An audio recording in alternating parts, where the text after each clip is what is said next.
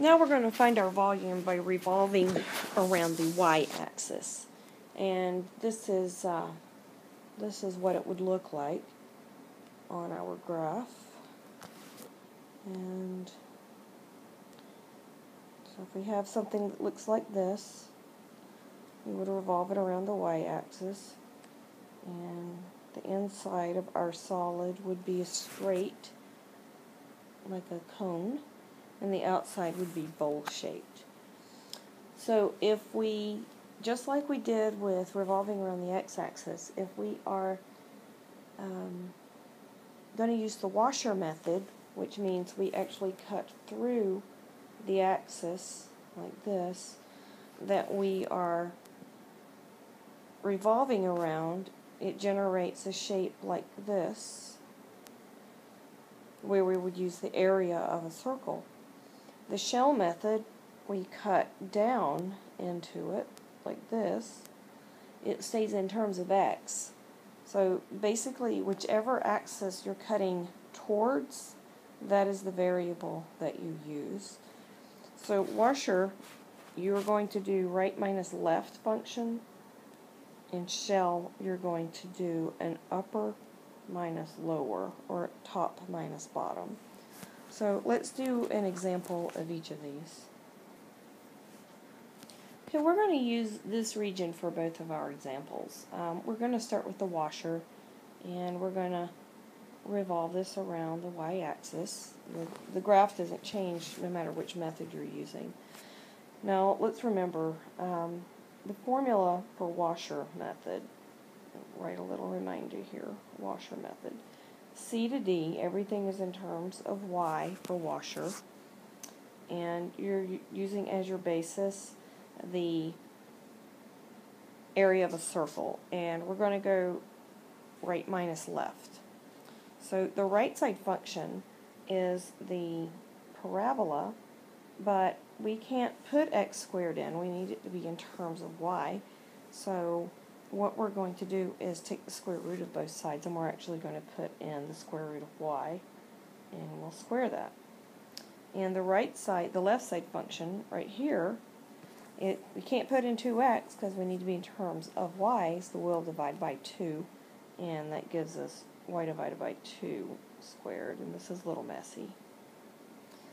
Alright, so this is based upon this formula, and I guess I need to go back and fill that in for you. So pi, we'll say f of y squared minus g of y squared. Square first, then subtract. So let's go to the next screen and we will put all this together. Now, one thing that we don't know is what are the values of x and y, and we might as well go ahead and find out both of those. Well, this one's kind of obvious. That intersection is 0, 0. So the 0 goes here. But let's take the square root of y and set it equal to y over 2. And let's square both sides. So y is equal to y squared over 4. And so we would have 4y equals y squared. And I think I'm going to subtract y squared equals 0. So if you factor out a y, you get y times 4 minus y, so that means that one's 4. So before we subtract, you must square. So 0 to 4, pi, and that's a y, and that's y squared over 4 dy. Okay, now that we're to this stage, we can take the antiderivative. So we'll just keep this pi, and y squared over 2 minus y cubed over 12, 0 to 4.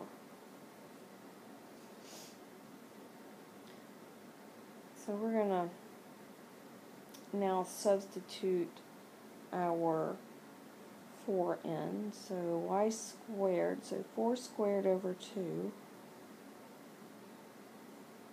minus y cubed over 12 And that is, okay, so that's 8. 16 over 2 is 8. And then we have 64 over 12, which we're going to have to reduce. And that gives me, let me see, 4, that's 16 over 3. Okay, so we need to find a common denominator, and that is 3. And that 8 becomes a 24, so we have 8 over 3. Don't really need that parentheses right there anymore. So 8/3 pi units cubed. Alright, so using the washer method, keep it in terms of y, go right minus left, and you get 8 over 3 pi units cubed. So let's try this with the shell method now. Now with the shell method, when you go around an axis, your variable is going to be in terms of the opposite. So we started out, this is our formula, this is based on circumference. We started out with y is equal to x squared and y is equal to 2x. And our graph looked like this. So when we're in terms of x, we always do top minus bottom. So which one is on top? The line's on top. And this is bottom.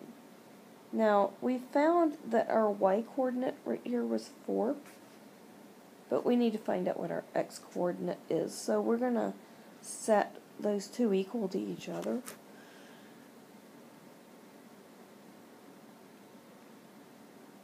And let's subtract and factor.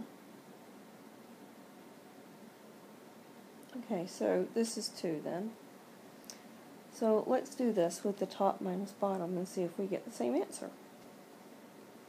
Okay, here's our formula all plugged in.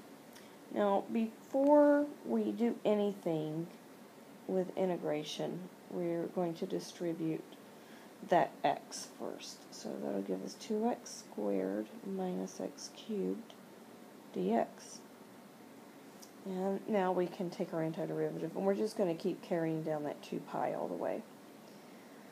So this gives us 2x cubed over 3, and then minus x to the 4th over 4, 0 to 2. And let's substitute in with our 2 first. So that gives us 2/3 times 8 minus 16 over 4. And so we're going to have 16 over 3 minus 4. We need to find a common denominator, which is going to be 3, which means in my parentheses we'll have 16 over 3 minus 12 over 3. So 16 minus 12 is 4, so 4/3. I'll run out of space, but look at our answer, 8 over 3 pi units cubed. So no matter which method you use, you're going to get the same volume.